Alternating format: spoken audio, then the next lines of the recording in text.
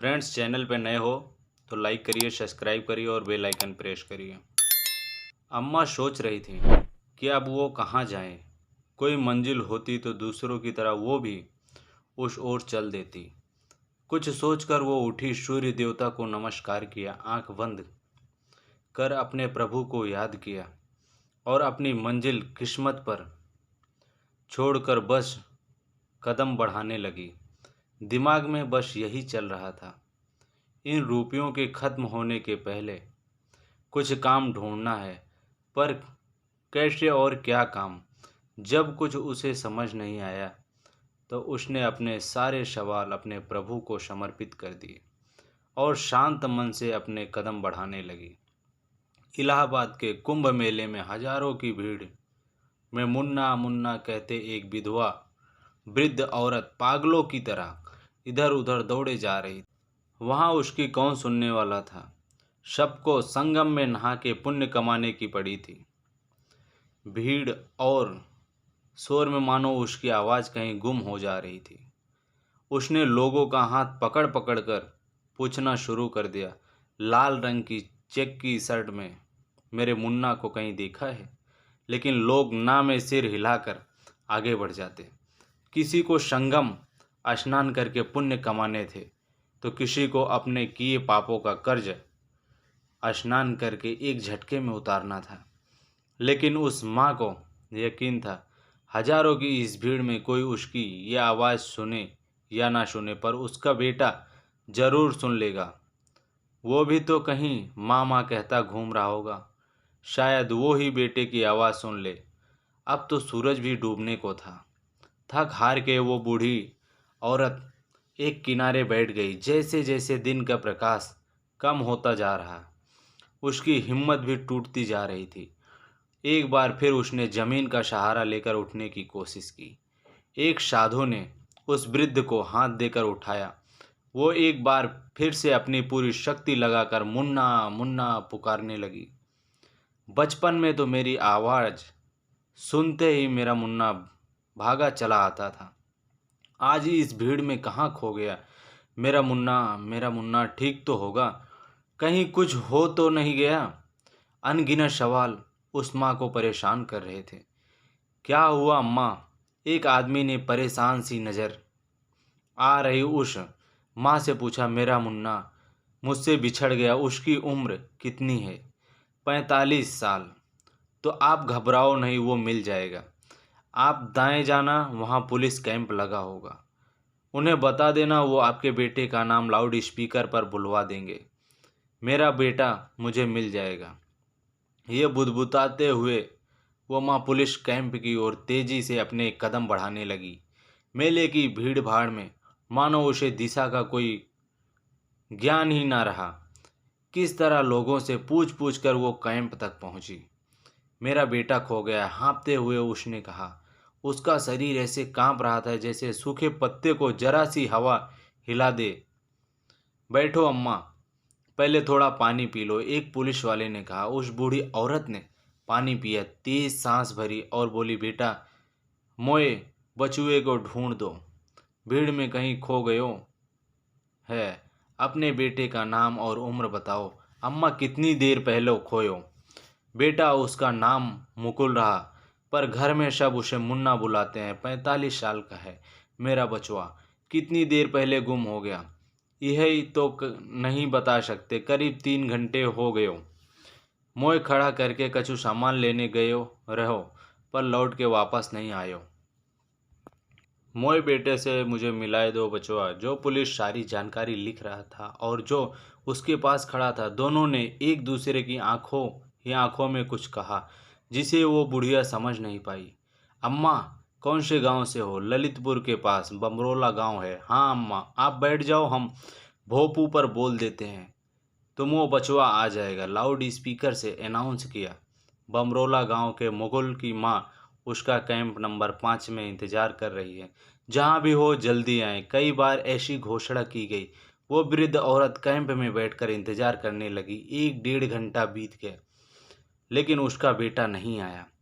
Police वाले camp के बाहर खड़े थे। वो चिंतित बुढ़िया उनसे कुछ पूछने के लिए गई। वो आपस में बात कर रहे थे। उन्हें आभास नहीं हुआ कि वो बुढ़िया उनके पीछे खड़ी है। उनकी बातें सुनकर उसका दिल बैठ गया और बिना कुछ पूछे वहाँ कैंप में आकर बैठ गई। नहीं, मेरा लल्ला ऐसा नहीं कर सकता। वो बचपन में हमेशा मेरी उंगली पकड़े रहता, मेले की भीड़ में खो न जाए।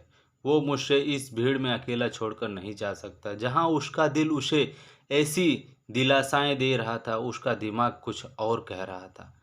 मुझे क्यों नहीं समझ आया, जो बेटा पिछले 6 महीने से मेरा एक चश्मा नहीं बनवा पा रहा था, वो अचानक कुंभ के मेले में क्यों ले आया। मेरे जाते समय मेरी बहू खुश क्यों थी।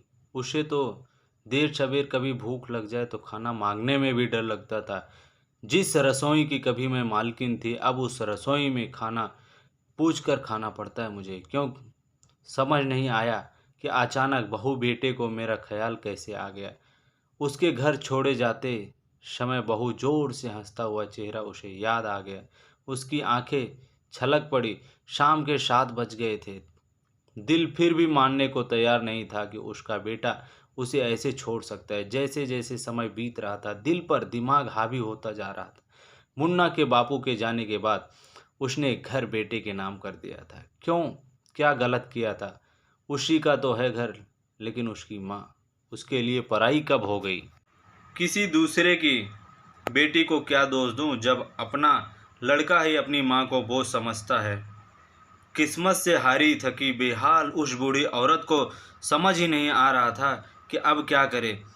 पुलिस वालों ने अपने लिए चाय मंगाई और एक चाय उसे भी दी। तभी अचानक एक नवयुवक आया। पुलिस वाले उसे राधे नाम से बुला रहे थे। उसकी नज़र उस वृद्धा पर नहीं पड़ी थी। आज भी कोई बेटा अपने माँ या बाप को छोड़कर गया है क्या। परिहास जी, पुलिस वालों ने उस वृद्धा की ओर इशारा कर दिया। अम्मा परेशान न हो, आप, मेरा नाम राधे है। मैं आश्रय नाम से बुजुर्ग लोगों के लिए घर चला रहा हूँ। आप वहाँ चल सकती हैं। धन्यवाद बेटा, लेकिन जब मेरे बेटे ने ही मुझे पराया कर दिया तो अब मैं तुम पर बोझ नहीं बनना चाहती। बूढ़ों को बोझ समझने वाले ये क्यों नहीं समझते कि कोई अमर बेल खाकर नहीं आया, वो भी तो कभी बूढ़े होंगे। अम्मा, आप मुझ पर बोझ नहीं हो। सरकार की तरफ से मुझे मदद मिलती है। घर को चलाने में आप मेरे साथ चलो। बहुत से हम उम्र मिलेंगे आपको, वहाँ नहीं। बेटा, बूढ़ी ज़रूर हूँ पर मजबूर नहीं। अम्मा, तो तुम जाओगी कहाँ, जहाँ मुझे मेरे राम ले जाएंगे। पुलिस वालों ने कहा, अम्मा, ऐसे तो हम तुम्हें जाने नहीं देंगे। घर का या किसी रिश्तेदार का पता दो तो तुम्हें वहाँ छुड़वा देंगे, नहीं तो फिर आपको राधे के साथ ही जाना पड़ेगा। जब बेटे ने अपनी माँ को इस हालत में अकेले छोड़ दिया तो किन रिश्तेदारों का नाम बताऊँ इन्हें।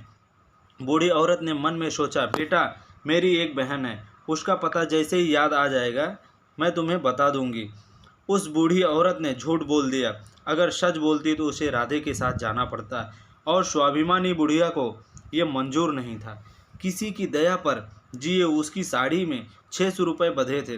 500 का पूरा नोट और बाकी के छुट्टे पैसे 50 रुपये निकाल कर राधे को दिया और कहा, बेटा, मेरे खाने के लिए कुछ ले आओ, शायद खाकर थोड़ा दिमाग चले और मैं अपनी बहन के घर का पता याद कर पाऊँ। और चला गया और कुछ देर बाद पूरी सब्जी ले आया। बूढ़ी ने खाने के बाद कहा कि उसे शौच के लिए जाने है। राधे पुलिस वालों को बोलकर उन्हें एक मोबाइल टॉयलेट के पास ले आया। लाइन लगी थी वहाँ। बेटा, मैं यहाँ बैठ जाती हूँ, तू कब तक खड़ा रहेगा। मैं आ जाऊँगी, तू जा। नहीं अम्मा, तुम इस भीड़ में खो जाओगी, मैं इधर बैठ जाता हूँ, तुम फ्रेश होकर वहाँ आ जाना। ठीक है बेटा। राधे कुछ दूरी पर जाकर बैठ गया। लाइन काफ़ी लंबी थी तो अपने मोबाइल से किसी से बात करने लगा। आधे घंटे बाद राधे वहाँ पहुँचा, लेकिन वो बूढ़ी अम्मा वहाँ नहीं थी। लोगों से पूछने पर पता चला कि वो काफ़ी समय पहले ही चली गई। राधे ने कैंप की ओर तेज़ी से कदम बढ़ाए। कैंप पहुँचने पर देखा कि वो वहाँ भी नहीं थी। फिर उसने पुलिस वालों को सारी बात बताई। इतनी भीड़ में उस बुढ़िया को ढूंढना आसान नहीं था। बूढ़ी औरत बस कदम बढ़ाए जा रही थी। कहाँ किस ओर जाना है ये तो उसे पता ही नहीं था।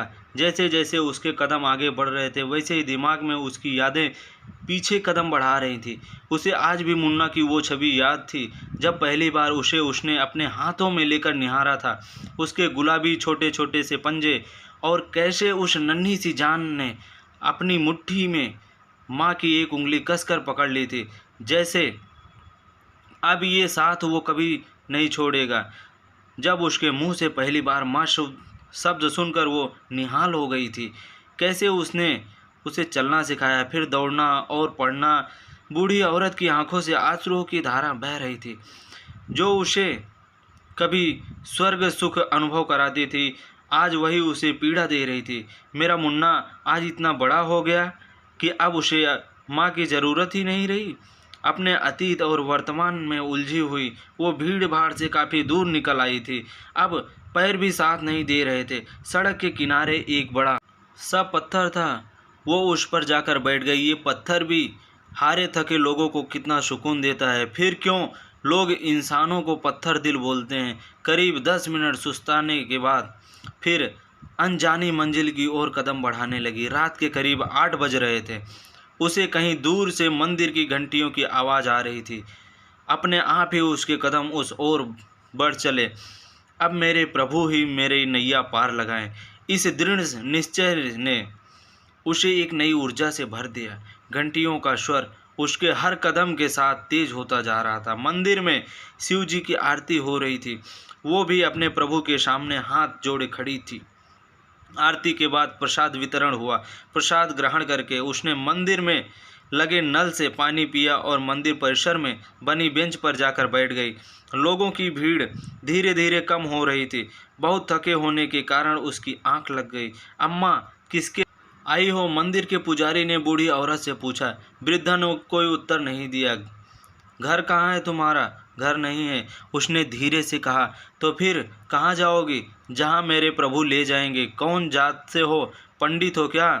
कायस्थ अम्मा, यहाँ ऐसे तो नहीं रह पाओगी। तुम अगर पंडित होती तो क्या रह जाने देते? यहाँ पहले एक पंडिताइन थी जिसे कई लोग दान देते थे। पिछले महीने उनकी मौत हो गई, इसलिए पूछा था। दान के पैसे लेकर जीने से तो अच्छा है मुझे मौत आ जाए। आप परेशान ना हो पंडित जी, मैं कल सुबह यहाँ से चली जाऊँगी। मंदिर के पीछे मेरा घर है। किसी चीज़ की ज़रूरत हो तो आ जाइएगा।